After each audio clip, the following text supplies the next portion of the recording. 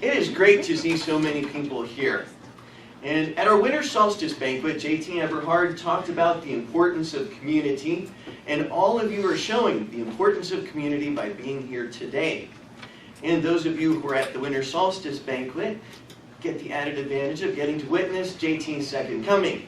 Now, but it's also a good thing that you're here today, because this might be one of our last chances to hear from JT before he moves.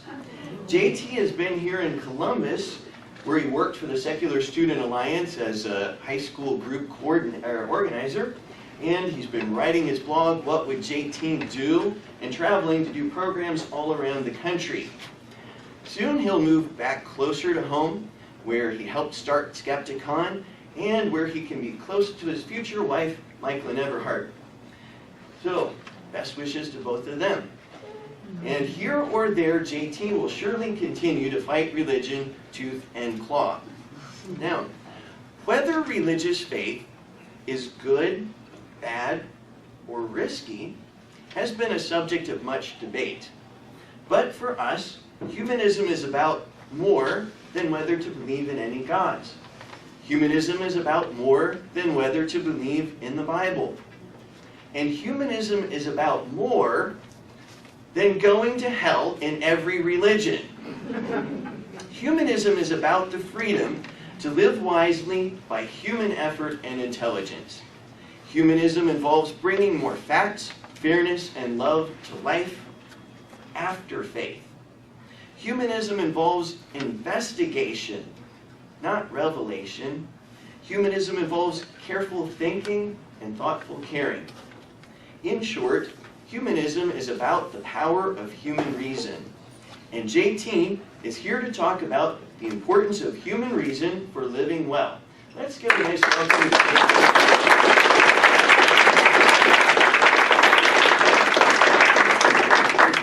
Appreciate it.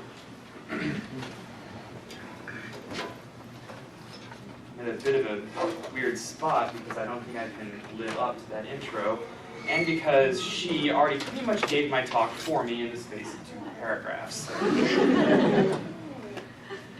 Also, I plan on an hour, and we're like 40 minutes away from 2:30. Maybe I can get a few extra minutes, or if I'll drink a lot of coffee. Right. I'm a humanist. We're all humanists. Because I'm a humanist, I care very much about humanist values. I believe very much in compassion. I even believe in the virtue of respecting people, contrary to what you may or may not have heard about me. And I very much believe in the necessity of reason. In short, I value, as Jeff said, what's true and fair. That is what I want to focus on during this talk. The part about valuing what is true is our reason can reveal it. Because sometimes I don't think that even humanists and atheists give reason the primacy it's due. And I think the lack of reason is the single greatest impediment to a happier world. I want to start out with what prompted me to think about this. A few months ago, I got emailed by a teacher at a Christian high school who was doing kind of a diversity week with his students and wanted to challenge them. And so he asked me to make a YouTube video about how atheists view technology. And I said, sure, because I love corrupting young people. And I said in the video, I can't tell you how atheists view technology. I can tell you how this atheist views technology. And in the context of religion, it seems to me that atheists use technology to circumvent God's will. I mean, because God made diseases, and then we hauled off and made medicine, right? And God made hurricanes that didn't announce their paths, and silly us, we made satellite weather radar. Now you could say that God gave us the means to invent satellite weather radar, but if God didn't want hurricanes to kill people, why make hurricanes in the first place? So it seems to me that technology is how we get around God's will.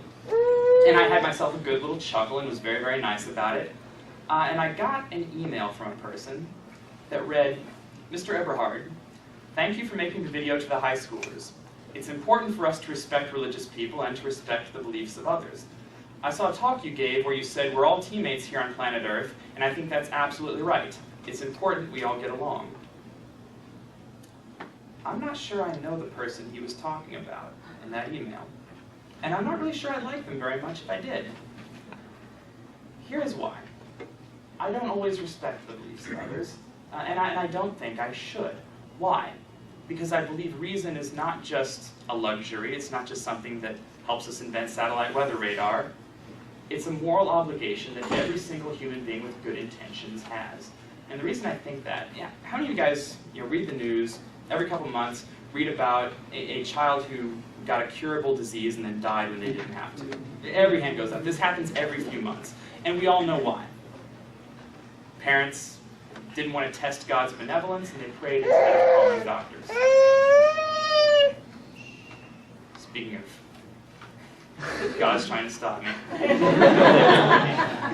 Now, if the word bad is to have any meaningful definition, parents who kill their children through neglect are bad. I mean, you might even say they're monsters. But when I read about the stories of the parents who watch while their children die rather than calling a doctor, you know what strikes me about it? How similar I am to those parents. Because those parents wanted their children to live, right? As much as I would want my child to live. They wanted their child to be well as much as I wanted my child to be well. The fault with those parents isn't that there's something inherently corrupt about them. It's just that they had bad ideas about how the universe worked. And once they had those bad ideas, all the good intentions in the world weren't enough to save them from killing their child. I believe that most human beings have good intentions. I believe what makes monsters of people is having bad ideas about how the universe works. So if you have good intentions, I say it's your moral obligation to do everything in your power to be reasonable to make sure that your good intentions are then borne out in reality. To that extent, I am no advocate of atheism, which sounds weird because I write a blog about atheism. But I'm a tireless advocate of reason. I think it's what stands between the best of human nature and a harmonious world. Now, I believe that atheism is a reasonable conclusion, but I think if I just keep pressing people to be reasonable, they'll eventually arrive at the conclusion of atheism all by themselves. Reason, to me, is what's important. If I found a genie's lamp and got one wish, my wish wouldn't be for everybody to be atheists. It would be for everybody to be reasonable. Now, of course, that's why religion draws so much of my attention. Whereas people, when they're trying to decipher truth about politics or math, might be wrong, they're wrong while at least attempting to be reasonable. It seems to me there's one institution on this planet that is telling people that it's okay to be irrational. In fact, that you damn well better be irrational or there's some pretty huge consequences in line if you're not. And it's religion. That's why it gets so much of my attention. Now, before I go on, I saw some people in the audience go, I'll probably offend you during this talk. And I know that. And if you get up and leave, I'm cool. I won't be offended. But I'll make you a deal. If you sit here and listen to me try to convince you that I'm right, I will sit here afterwards for as long as you want and provide you the same courtesy. The primacy of reason is why when a religious lunatic does something unthinkingly cruel or stupid, not because they themselves are particularly cruel or stupid, but because their religion has compelled them to do it, or because they have a bad idea about how the universe works, and this happens every day, I'm unmoved when moderate or liberal Christians say, my beliefs are different, look at how nice I am. I admit that the irrationalities of the fundamentalists are less malicious, but to the moderates I can only respond, look at how unreasonable you are, and look at how you're spreading the idea that faith as a justification for beliefs is acceptable. It seems to me those people are greasing the machinery that produces irrational beliefs in the fundamentalists. And that's what I take issue with. I don't have a problem with people being nice. I have a problem with people being unreasonable. The goal of both the fundamentalist and the liberal believer is to abide by the will of God. They just have competing ideas about what God wants. But the truth is that neither have a better reason to believe that they're privy to God's will than the other. The people saying that God wants them to build houses for the poor have no better reason to believe that they know God's will than people who think Fred Phelps. They're all wrong. And if we were just listening to our compassion and doing what created the most happiness, we would have no need for the commands of gods or religions. And to the liberal Christians, I always just say to them, listen to the fundamentalists. I mean, just listen to them. I mean, they think that someone rose from the dead 2,000 years ago, and you would have us believe that their greatest crime against reason is thinking he doesn't like gay people. I don't believe that these people represent the antidote to unreason. And I shouldn't. The antidote to unreason in this world is not encouraging the proper brand of irrationality. It's telling people they have an obligation to be as reasonable as they can. So when I get emails from this person insisting that we try to get along, I don't disagree. I like getting along. But a world in which getting along means not holding our neighbors to the standard of trying with everything in them to be reasonable, that's a world of mutual condescension. I don't think it's a better world. It's a world where we expect less of the people around us, and that doesn't sound like respect to me. Getting along should never mean that we tacitly endorse qualities that are anathema to societal well-being, like irrationality. And if it does, we need to fix that. The ability of bad ideas to twist us into something we never wanted to be is why the beliefs of Christians are my business, and why my beliefs are their business. Beliefs are the arbiters of our actions. We act based on what we believe. And our actions affect one another. So when a religious person says to me, my beliefs are, like you said, subjective, they're my own business. No, they're not. They dictate how you behave, and how we behave affects everyone else. That's why I don't mind when Christians come running up to me and say, you need to believe or else. They realize that. We should all realize that. I wrote in my notes when you spoke during the introduction. The young man in front talked about how he wishes we were more understanding of different religions, referring to some of them as subjective opinions. But when religions make claims about how the world works, those claims stop being subjective opinions and begin being assertions about reality. At that point, we can't spare people the burden to be reasonable under the banner of respect, or even of being nice. Like Bob says, we can certainly respect subjective differences. But let's not think that the claim God exists and wants certain things is similar to my subjective assertion that I think broccoli sucks. We can have differences of opinions about whether we think chocolate's delicious or that a particular painting is beautiful without thinking that claims about how the universe works are the same thing, or that they're subjective at all. Now, I might get from other people, what about when religion makes people better? How many have you ever heard a religious person say, my religious beliefs changed my life, I'm a better person. I used to be all hung up on drugs, now I'm all hung up on the Lord. I think they're sincere, and I think they're right. I also think beliefs don't need to be true in order to change lives. For instance, if I think there's a 5-headed demon under my bed who's going to gnaw my legs off at the knee if I don't donate $100 a week to HCCO, congrats. There is, by the way. Okay, good. It's 500. It's 500. But I'm going to be a charitable person at that point, right? Of course, that says nothing to the existence of the 5-headed demon. Sorry, Jeff. When you open the door to doing things for bad reasons, we have to, okay, sorry, I got that wrong. When you open the door to doing things for bad reasons, we need to realize that people don't only do good things for bad reasons. And we certainly don't need bad reasons to be good. And what's more, to these people who say that, that their religious reasoning changed their lives, I would say to them, reason can change your life in a way that religion never could, or in a way that bad ideas never could. From a completely personal standpoint, I'm from nowhere, Arkansas, which sucks for growing up because there's nothing to do, but it's awesome for growing up because there's no light pollution and you can see every star in the sky. And I've always been a huge astronomy nut. And I spent so many summers lying out as a good Christian growing up in nowhere, Arkansas, and thinking to myself that the stars were beautiful, and that by admiring their beauty, I was in some way communicating with the God who made them. This is me experiencing God's creation. And it sometimes even brought me to tears. Like I was feeling closer to the Lord by looking at the stars. And then I went to college and audited astronomy courses. And I learned about the genes instability and places like the Orion Nebula where stars are still being made. Turns out they weren't all made on the 4th day. Who knew? And I learned how to appreciate the grandiose size of the universe in terms of logarithmic functions in a way that allowed me to understand it in a way that my imagination could never get to. And I went back home that summer, and I looked at the stars again, and they looked so much more beautiful to me.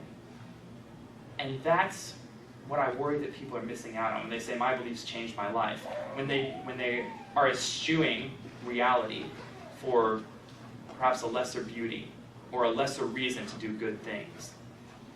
And I don't think it's compassionate to keep that from them. Nobody's asking people to give up imagination or wonder, and certainly not me. I was an arts major. But we are insisting that they try not to replace reality with them. Reality, being limited by what is true, can never give you the machinations of dreams. But by the same token, your imagination can never deliver you the vastness and majesty of the cosmos. No matter how creative you are, the real world can surprise you with fascinating new facts and beauty that exceed the breadth of imagination. Indulge in both, and never lose out on one because fantasy gets jealous and tries to creep over.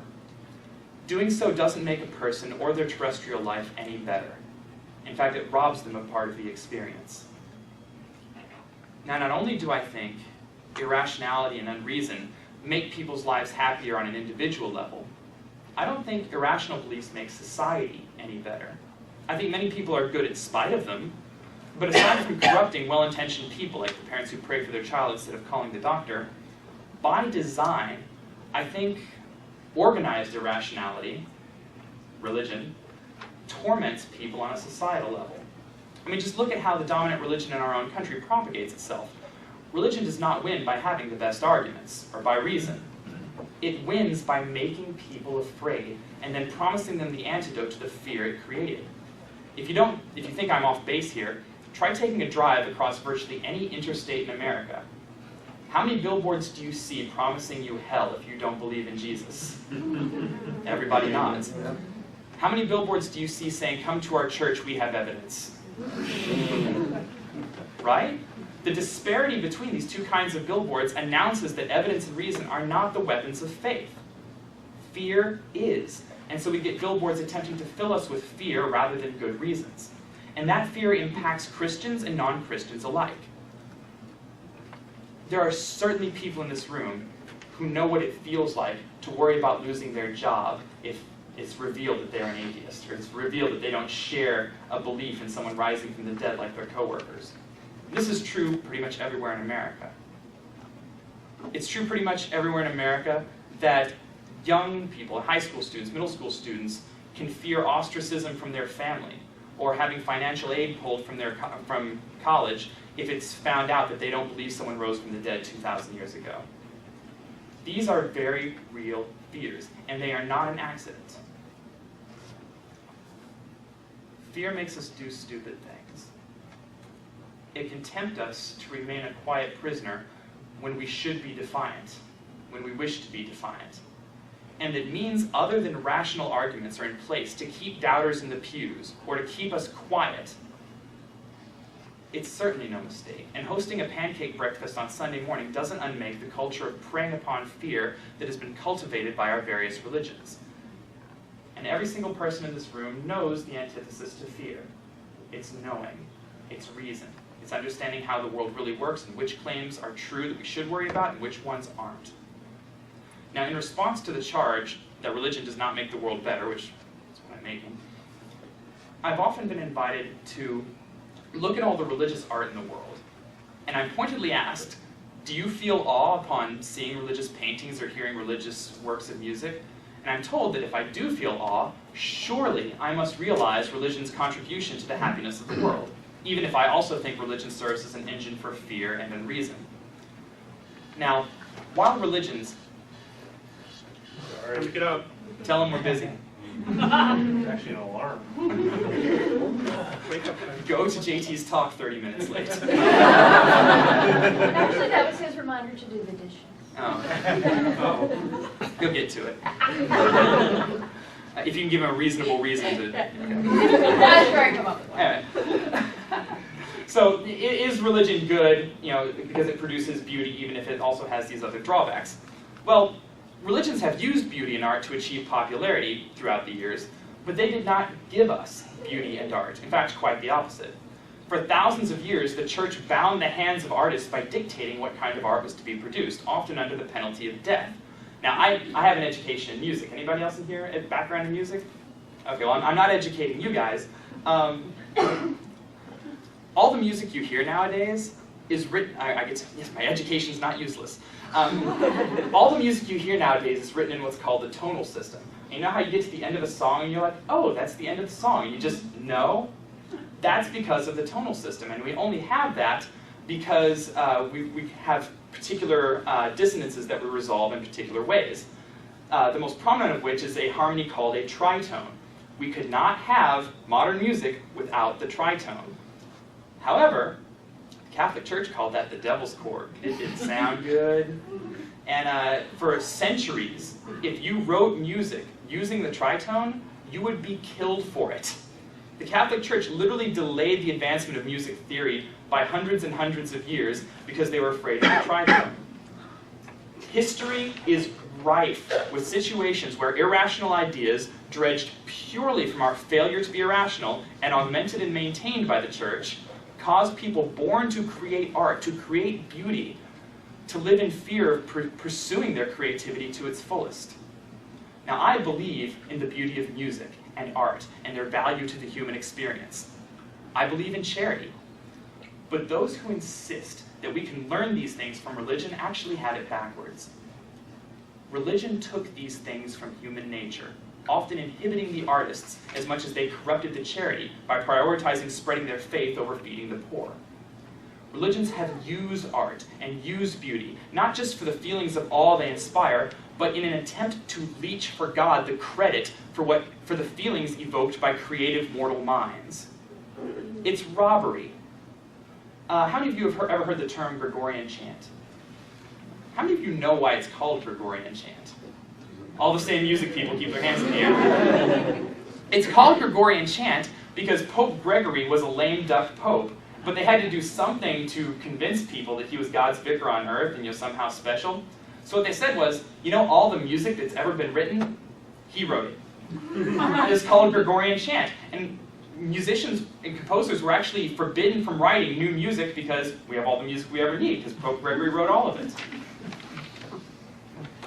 So I will not admit that because beauty was produced while the Church was in charge, that we owe the Church for any of it.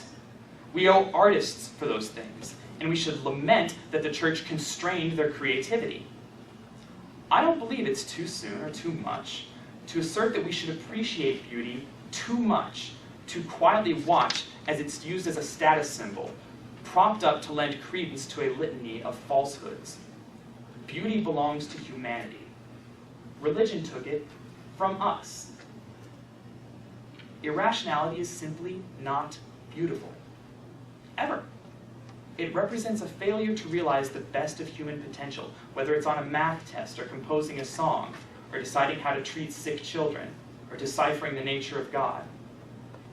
Now, the human imagination is beautiful, but when imagination trespasses on our efforts to map out reality, there's a great potential for corruption, and that potential, to not mince words, is hideous. It is just hideous.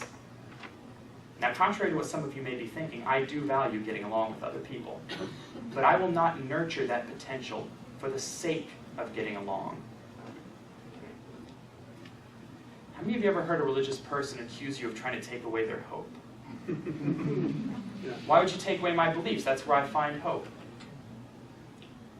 And I think that makes absolutely zero sense. There was once a time when people were hungry, and they prayed to God to fill their stomachs, and it didn't work. So we invented better farming and hunting techniques. There was a time when we prayed for our loved ones to not be sick, and it didn't work. So we invented medicine. In fact, if prayer worked, we never would have invented anything. Quite literally, every human innovation is a testament to the uselessness of prayer. So, if you want to talk about hope, hope is up here. And it is a big, scary world out there, full of things that can make us less happy and kill us. God kind of made those things, if you believe in Him. But our salvation from them isn't waiting for some other deity or imagining that the solution is going to come from anywhere outside of ourselves. We are our hope. Our minds are our hope. They're the only solutions we've ever come up with. So I'm not taking hope away from any irrational person by explaining to them why they're wrong. I'm giving them hope that whatever problems currently plague us, for which we haven't found a solution, we might find a solution one day. if we just keep being human and keep exploring our perspicacity to its limits. For all Americans talk about salvation, they miss out on the obvious fact. Reason is our salvation. And if you want to live a better life, if you want to create a better world, it's time to start insisting that people treat it that way. Now, there will be atheists, possibly in this room, but certainly who will see the video of this talk and who will email me with charges of disrespecting people. If you want to talk about respect, it's the secularist, and often the humanist, insisting repeatedly that people are better than cherishing particular beliefs regardless of whether or not they're true. We don't abandon believers to the whims of priests and preachers. We know they can do better, and we tell them they can do better, and we expect it of them. Now sure, there are some atheists who will spare believers criticism, who will even tell them that faith isn't irresponsible. There are some who even insist that faith is beautiful, and I get this on Twitter a lot. David Silverman gets this on Twitter a lot. Atheists saying that faith is a beautiful thing. And these people will insist that it's our fault that religious people are put off by atheists, rather than the fault of religious people for being unaccustomed to hearing criticism. Give me a movement that is prepared to acclimate religious people to the idea that criticism means that we assume that given the choice between being told why they might be wrong and willfully staying wrong, most believers will choose the former. That could not be more different from disrespect. You know what disrespect is? Disrespect is nodding as someone tells you that they, or their peers, need false beliefs in order to be happy, or to see beauty, or to be moral, or pretty much anything else when you know damn well what a petty lie that is. That's disrespect. And frankly, it's time we start calling people out on it. Now, you may not be the type of person who feels compelled to talk to people about why they're irrational. Introverts unite. But just because you're not confronting people directly doesn't mean you're not confronting people. Adopt a highway and pick up trash. Organize a community event. Do anything and enjoy it, because what a lot of people are getting in their congregations right now are this narrative that atheists live cold, miserable, unhappy lives, and if they just had Jesus. And this is why you should keep coming to church and be a Christian, because if you don't, you too will be cold and miserable and empty and live a terrible life. And if you tell people they're wrong with a smile on your face, enjoying your life, a song in your heart, it really undermines that narrative. You don't need to be me. You don't need to be brazen and brash and offensive and go out talking to everyone about why they're wrong. But if you believe reason is an obligation morally, and if you believe it's the key to a better world, you should do something. And there's lots of stuff you can do. But if you're the type telling people that their less fundamentalist strains of irrationality are beautiful or even acceptable, then we need to stop acting like we're on the same side. We're not. There is a line between being nice and encouraging erroneous beliefs. And if you're that type of person, we're simply on different sides of it. There are plenty of extremely nice atheists who can still see that religion serves as a Trojan horse for unreason, and that that's a bad thing. And that there's nothing good in religion, no beauty, no happiness, that cannot be had without also sacrificing our good sense at the altar of faith. Without unreason being canonized as a virtue, or even worse, as a human need, without religion and its opulence of untruths, we will still conceive of beautiful architecture. We'll still pen symphonies, and we'll still congregate with other people like us. What we'll lose without religion and without unreason in the world is people being beheaded for being witches in Africa and parts of Europe. What we'll lose without unreason is people opposing equal rights for good human beings, based not upon the content of their character, but upon the consenting adult that they love, and who loves them back. We'll lose children dying from neglect, merely because that neglect goes by the euphemism of prayer. We'll lose people who have made it their life's work to dilute science in science classes. I say looking over at the science people in the room. And those people will lose their financial backers, which will free up more resources for education. The destitute of the world will lose Bibles that took up resources that could have been used to send oranges instead. We'll lose all of that. But we won't lose art, and we won't lose charity. Humanity owns these things, not religion. And this is the world I dream of. The world I wish everybody would pursue. A world where our humanity is not contaminated because people pursue unreasonable ideas as a matter of principle. The other thing I wish for the world is I wish every secularist and every humanist would realize how important each and every one of you is for creating a reasonable world. And you may think that when you see people like P.Z. Myers and myself, because we get to be the ones at the podium speaking to big audiences and then we have big readerships, that we're the heroes and you should aspire to be us. To quote Samuel L. Jackson in Pulp Fiction, I like the sound of that, but that shit ain't the truth. You guys are the ones making it possible to leave religion. There are so many atheists, so many humanists, who are sitting in congregations every Sunday, listening in Sunday school as a teacher tells their children to admire Abraham, the man who was willing to gut his child because God told him so, then going right back into the congregation and listening to the preacher tell them that it's atheists who are the immoral ones, and not buying a bit of it, but who sit there because they think their children need a social outlet, or because they may think they're the only atheist out there. With communities like this, you're giving them the means to get out of it. You're giving them means to tell their coworkers what they believe, even though they fear they might lose their job. It's easy to do the work when you get paid for it. Trust me, I know. It's a lot harder when you get home after a 40-hour work week, after a long day, or after class, and you just want to play video games. And instead you open up the roster of all the people in the group you're running, and you start working on an event, or you start organizing. That's hard.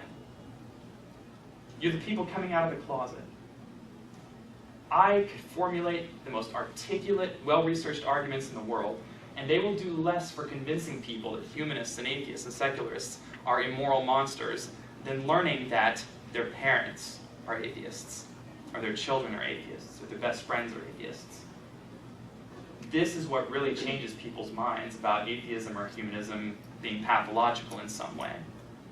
And it's a power a lot of you have, and a lot of atheists have. I blame God. Obama's America.